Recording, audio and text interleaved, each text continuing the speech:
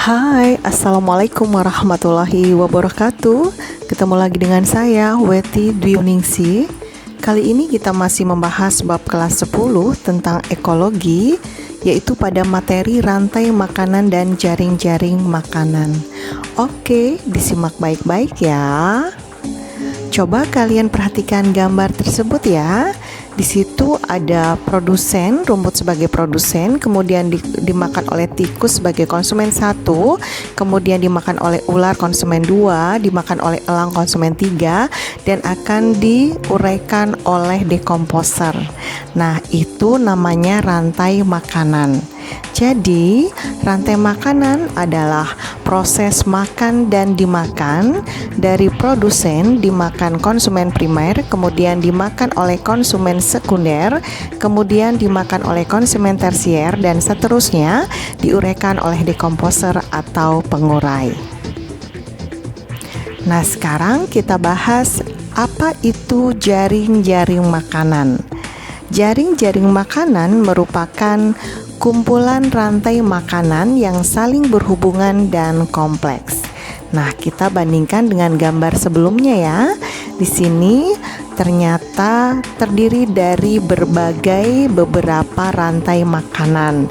Jadi gabungan dari beberapa rantai makanan.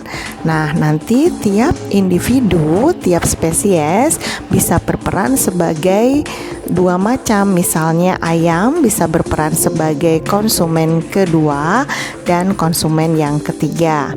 Kemudian ada katak, ada ular, ada elang. Nah, misalnya contoh satu rantai rumput dimakan oleh tikus, dimakan oleh ular, dan seterusnya. Bisa kalian pahami ya?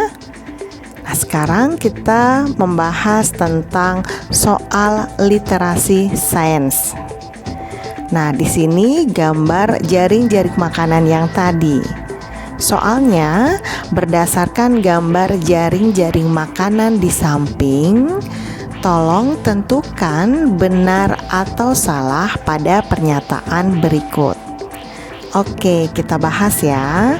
Pernyataan yang pertama, jika populasi katak menurun, maka populasi belalang dan ular menurun.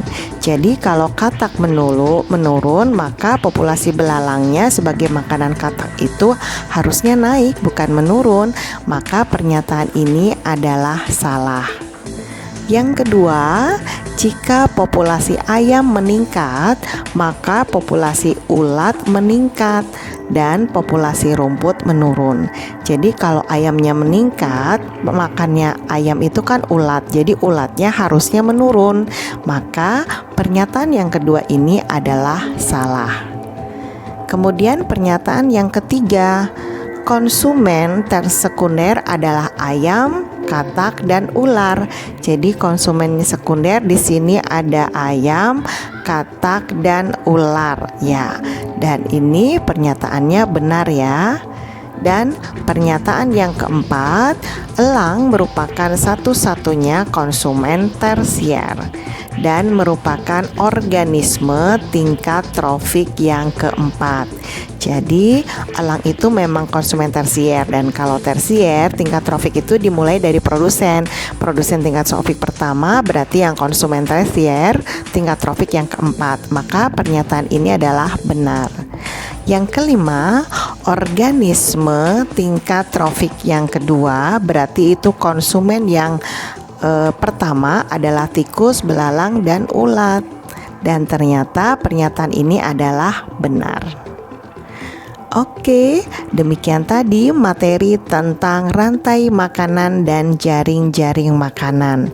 Selanjutnya kita akan membahas materi piramida ekologi.